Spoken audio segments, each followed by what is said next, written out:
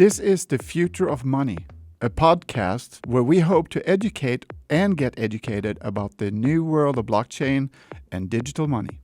And my name is Eric Den Boer, and I will be your host.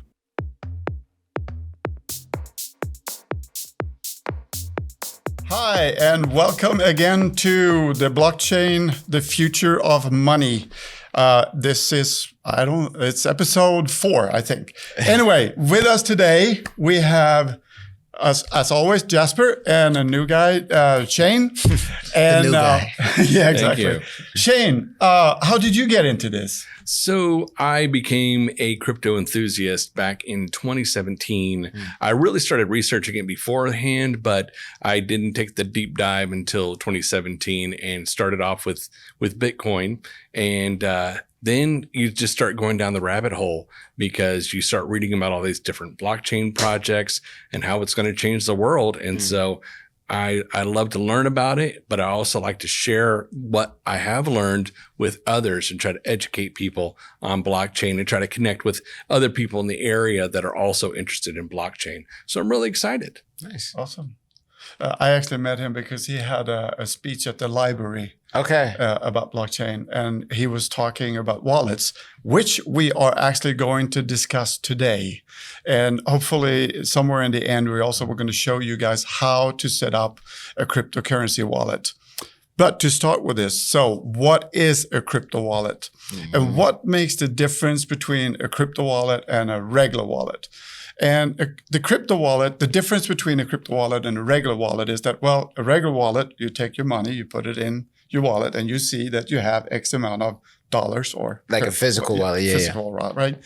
The crypto wallet actually doesn't store any crypto or any of your currencies on the crypto wallet. What it does, though, is it keeps track of what you actually have on the blockchain. Really? So, yes. So the way it works, so if let's say that I will give you a Bitcoin, let's say. So it doesn't really say that I have X amount of Bitcoins on my wallet. What it does say is that how many Bitcoins do I have that's on the blockchain. Interesting. Okay, yeah. I'm trying to wrap my mind around this. I think I when I first thought about it initially, I was thinking of I guess how on your iPhone, you have like Apple Wallet and it'll show like the different cars or you can put like passports in there, different things like that. Like that was my initial framework for a crypto wallet. But it's not that.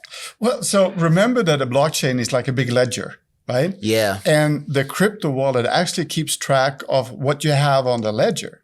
So you don't really physically have the cryptos on your storage device or in your wallet. Okay. So what you do is that it keeps all, this is what you have on this exchange. Okay. And also depending then what kind of crypto you have, they will be on different kind of blockchains. That's what I was going to say. So well, can your wallet include multiple different blockchains or can it just include one? So can it show each? Yes and no. Okay. Some wallet actually has the capability to store different kind of cryptos on it. Okay. And then some other wallets just store the main ones like Bitcoin or Ethereum or maybe Cardano or something. And so what you're going to find is that when you start looking through crypto wallets, there's going to be all different kinds. And exactly right. There are some that are just native to that particular blockchain. Yeah. So like Solana or Cardano would have their own type of wallet. But then you also have these multi-asset wallets that you can use on your phone, on a desktop, whatever. And actually you can hold all kinds of different currencies. When I say hold, you have access to those currencies through your wallet. So the way I like to think of it is that really a wallet is just that software that keeps your keys secure so that whenever you want to make a transfer or you want to interact with the coins that you have, you have to have that wallet and because that wallet has your keys to accessing it. That's what makes it secure. Wow. And that if you don't have that wallet, if you can't access that wallet, you can't access those coins. So it really makes it very secure. Nobody else can steal it from the outside. No one can duplicate your wallet, and try to steal it and things like that. So to me, that's where the magic of the wallet. And is this yours right here? This little. Well, so this is one of our wallets, or one of my wallets.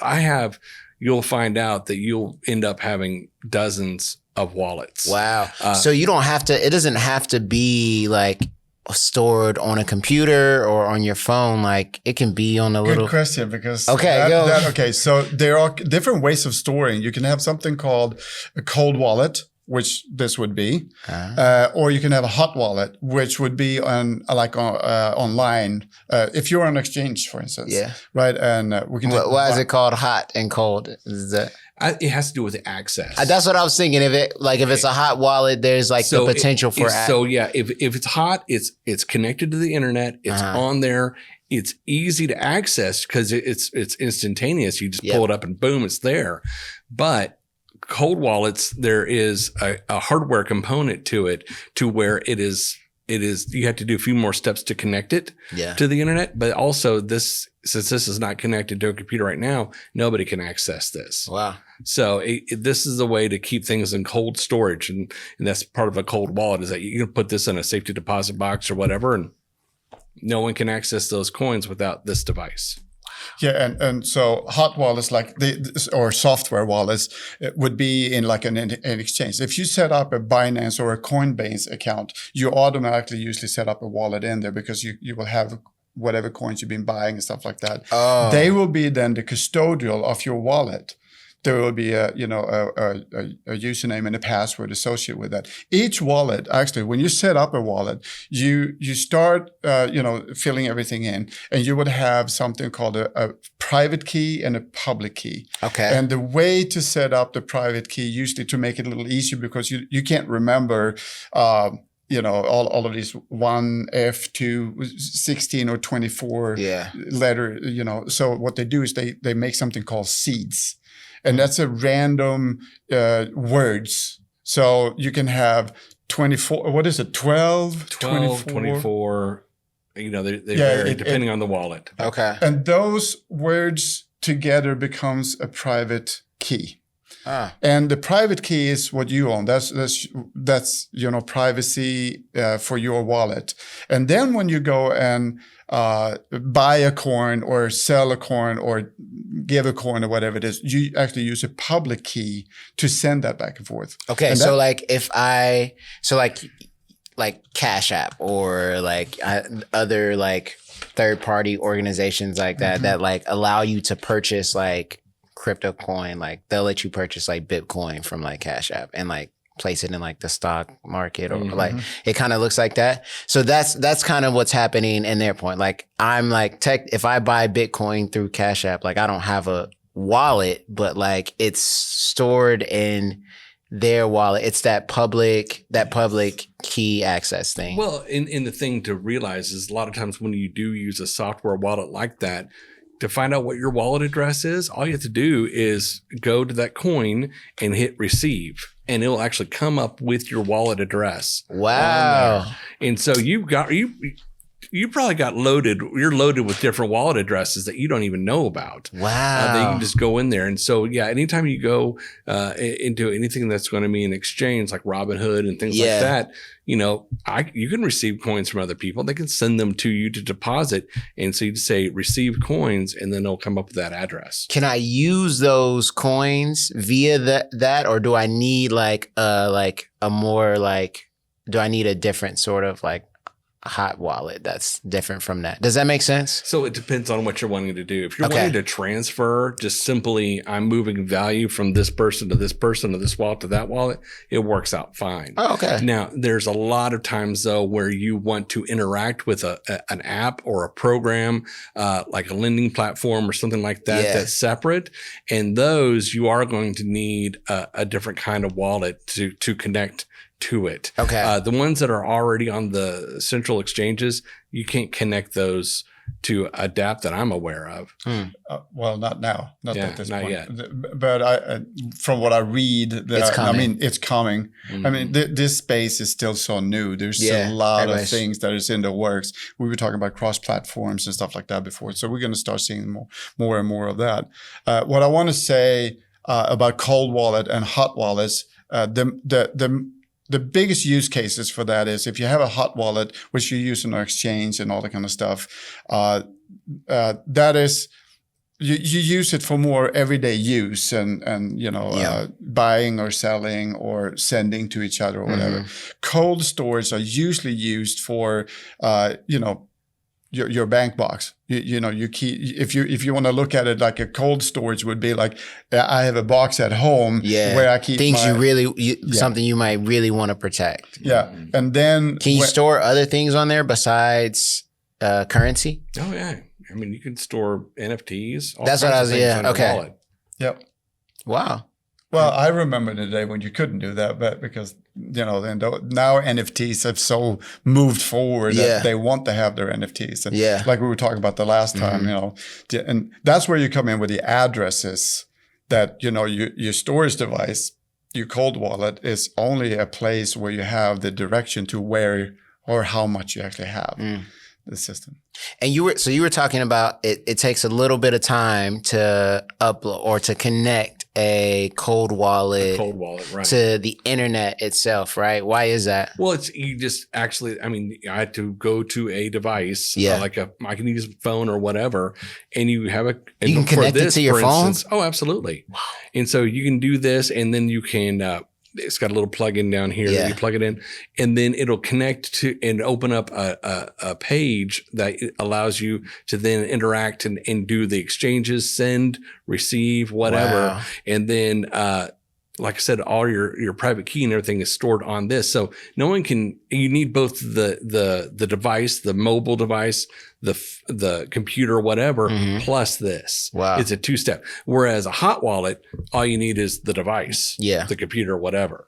So, which makes it easier to hack into. Yeah. And that's why hackers and people are, they attack these exchanges. That's why that was going to be my next question. How easy is it to like hack into someone's wallet? Is it something that I should be worried about? Like, are there wallets that are more secure than other ones? Like, you want to take that? I can take that. Yeah. So the biggest vulnerability when it comes to wallets is the person that is you. Like my knowledge of like wallets and. Well, I'm talking about how secure are you and how are you going to store things? For instance, we talked about the seed phrase. So when you set up your wallet, especially like a cold wallet or a mobile wallet, things like that, you have to start off with a seed phrase. So you do that seed phrase. And this is like a password. It's like a password. Okay. So there's going to be, let's say Exodus, for instance, which is one that I really like a lot. You can download it on your desktop or on your mobile phone. And it starts off with 12 words. And these words can be like puppy or ladder or whatever, just random words. Yeah. And then, so it's going to show you these words, and then you have to write them down. You have to physically write them down, because then what happens is you hit next, and then it will say, all right, give us those words in the order that we showed them to you. So then you have to go in and you have to verify that you have that seed phrase correct. Wow. So you're re-entering those words in. Now, what are you going to do with that seed phrase afterwards? Are you going to throw it away? Your piece of paper. Yeah. Some people will keep it in a safe place, like in a safe. Other people will save it like on a sticky note on their whatever.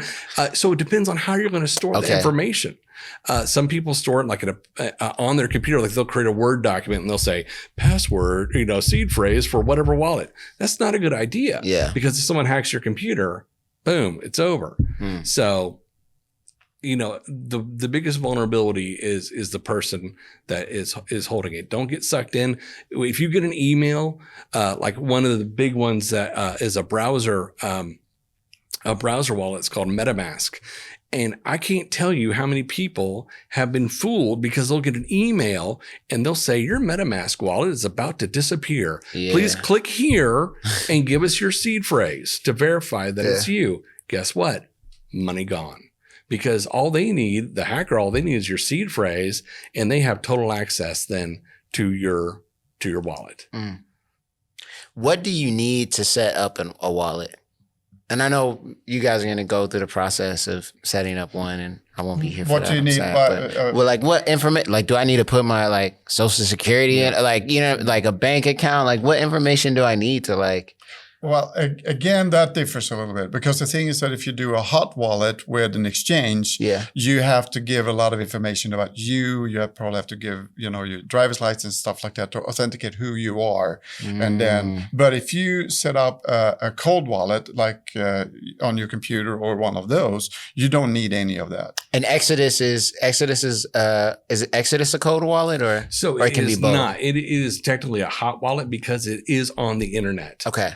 Anything that's on the internet, stored on the internet at all times, is considered a hot wallet. Okay. So anything that you can detach and put away, that's a cold wallet. So I mean, there's coming out with some hybrid models. Like that's what I was thinking. Exodus was like maybe it was a hybrid because you say you had to download it. And so, right, you have to download the software and put it on whatever device you're going to use it on. So desktop, mobile phone, whatever. But no, there are some out there. There are constantly new wallets being developed all the time. So, pretty soon they're going to try to make it easier. And I talk about this a lot with people. It's like, remember back in the day when you're probably too young, but back in the day, getting on the internet was hard. It took a lot of effort, and accessing all that stuff. And so, it's going to get easier. That's the thing. We want... These developers are wanting to make it easier to keep track of your stuff and all that, but they also want to make sure that it's secure. So, yeah, it's crazy, isn't it? It is crazy. It is really crazy. There was another question that I wanted to ask, but it slipped my mind. I can also, tell you that there's something called paper wallet. So this is going to bend your brain. Yeah. So you can actually, in the early days of Bitcoin and all that kind of stuff, there were no real wallets, right? Yeah. So people would just write down or actually take those phrases or the whole string that they would have, and they will copy and paste it on a piece of paper. That would be your private key and all that kind of stuff, and how much the information would be on the blockchain. And you print that out, and then people would just save it in their safe or something, right? So let's say that in the old days you would have 100,000 Bitcoins or something. Yeah. In those days it was worth not a cent. So they would then download that, put that on a piece of paper. But if they wanted to interact with me and send me something, they would have to take that out, type everything in, all those codes, and then say, how many Bitcoins do you want to send to Eric then, right? So then they send it to me. And once that whole transaction is done, then your private key would still be the same. But how much information, how much left you have of the Bitcoins will be different. So now you have to download that and print it out again. Right? Oh, man. So that's also considered being a cold wallet, because the only way anybody could steal those Bitcoins would be if they actually had that information right in front of you. People don't still do that, do they? There are some people that still do cold wallets. Yes. Hardcore, man. Yeah. Mm-hmm. Where they really don't trust any kind of technology at all. They probably save it in a little plastic bag in their safe or something. Wow. So. And then to take it even one step further, there's also something called multi-sig wallets. So you're looking at multiple signatures. A lot of people have to put in different, passwords and things like that to verify that this transaction is going to go through. And that's really good for like big corporations. Maybe if they're going to move a whole bunch of money, you don't want to have that with just one person having total control of it. So you're going to have like a group of people. So there's all kinds of levels of security you can have with these wallets. And I guess that's a good question. And I got to go in a little bit, but can you I guess customize the level of security you want with any specific wallet? Like take Exodus. Can I be like, all right, I want like 3 steps. I want like, someone else's like password, fingerprint. I don't know. So I just set up an Exodus wallet again last night. And as I was going through there, you can do your seed phrase. Okay. And then you're going to have a password, and that password is going to be your spending password. And that just sort of further verifies that it's you. So you can put in a password. You can also do a 2-factor authentication where they'll either you can use like Google Authenticator to have a code, or you can get an SMS message with a code or whatever. So you can add layers upon layers of technology. And then there's also something, and not to confuse you, but there's also something called a security key. And a security key is actually another piece of hardware. And I did not bring mine with me. And YubiKey is one of the biggest ones right now. But what that does, it verifies that you are a physical person on that device doing this. And you're not like a bot out there trying to steal someone's stuff. How can it tell? So because it has a little bitty, so think of it like a small thumb drive, okay? Yep. And on the side of it, it's got this small little thing like on your iPhone where you can hold your finger to it or whatever. Wow. It's not doing a fingerprint. I think what it does, it just senses that a human being is there. Just like through like body temperature or something? And so you push it and then it'll verify, yes, you are physically at that device. And you are, you're authorizing this to go through and you have access to it. And a lot of different, and those kind of things are being used both with crypto companies and with other financial companies, because a lot of people are getting remotely hacked. Yeah. Especially like with Coinbase and things like that, where they can steal your password. That's the thing with central exchanges. If they steal your username and password to Coinbase, they got access to all that money, right? Well, that was going to be my next question in terms of like the vulnerability of like setting up a wallet and everything. Like, are there like, I mean, are there a lot of hackers like trying to like take people's things? Like, does that make sense? Like constantly. Okay. I mean, because there's so much money in it. Okay. But what they're doing more and more today is actually not, trying to penetrate the blockchains per se anymore. What they're going after is exchanges that are doing NFTs, for instance, and they will go in. Because a lot of these NFTs or games, online games, Axie Infinity, for instance, and all that kind of stuff, they have their wallets there online because you're constantly doing transactions. So then they hack Axie Infinity, for instance. They lost $600 million in just a month or so ago. Oh, wow. Yeah. So that's why the exchanges are really, really, doing everything they can to secure it. But also a lot of exchanges, what they would do is that they would say that if we are doing X amount of $1 million in transactions, we actually have, a backup. If we get hacked, we do actually have Bitcoins in storage that we own to repay you if this happens. So that's a little bit, so there's goods and bads in both sides. So you're saying like, for example, if I created a hot wallet and through like a business or whatever, and I get hacked, they have like sort of insurance for that? Sort of, yes. Okay. Yeah. Wow. They have to have that. And they have to have that? Is that like a cost to me? Does that make sense? Well, certainly there's going to be fees that's included in just doing normal operations. Okay. But they will not reimburse you if you get hacked. So if I get hacked, they won't. Get hacked.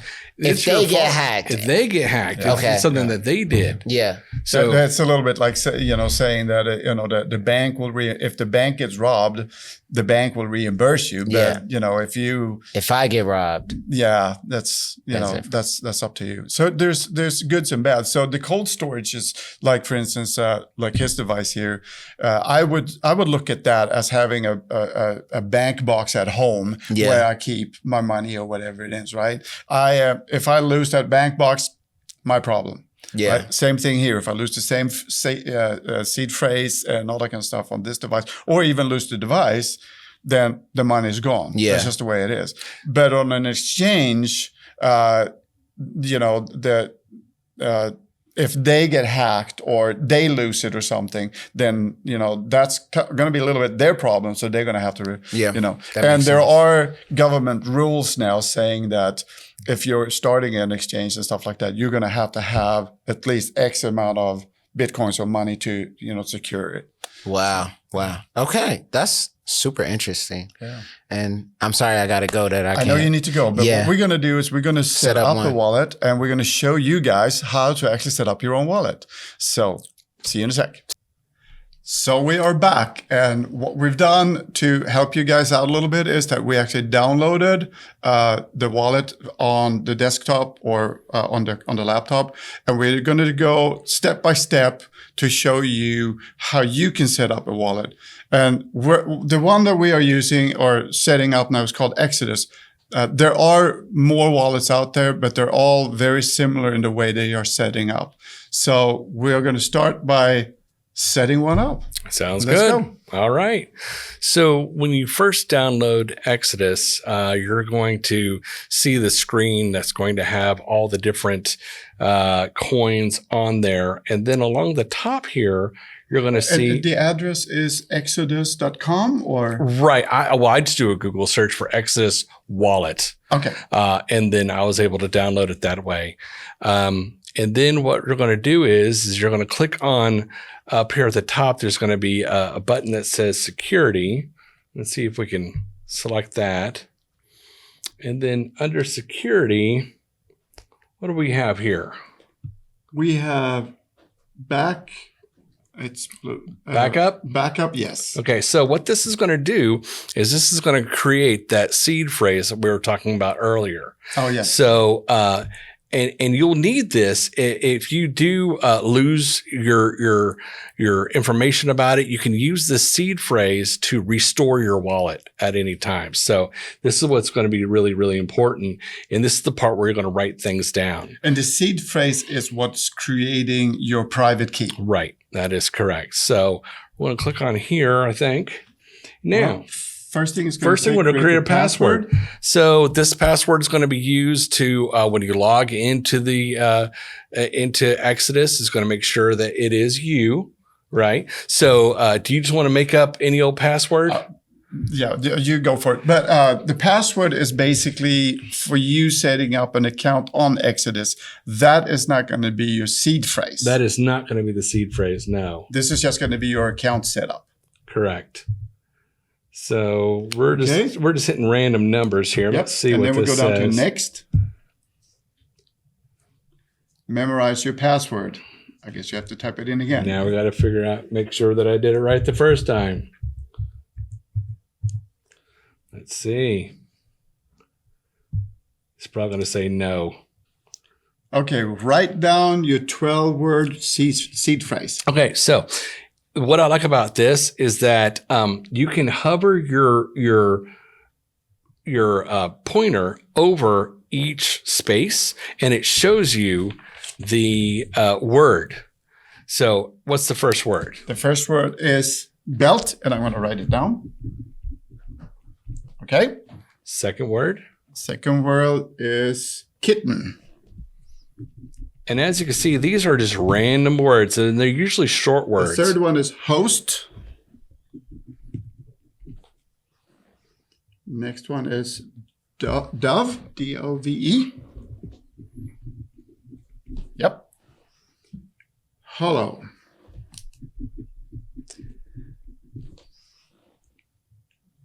Agent, I think, right? Yeah. And one of the reasons why we picked Exodus for this example is because there's only 12. Layer. Oh, leave it up there.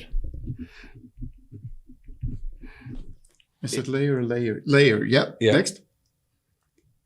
And can we move that rigid? All right. Lucky.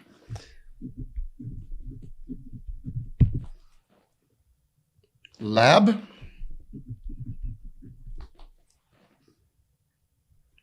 Saddle.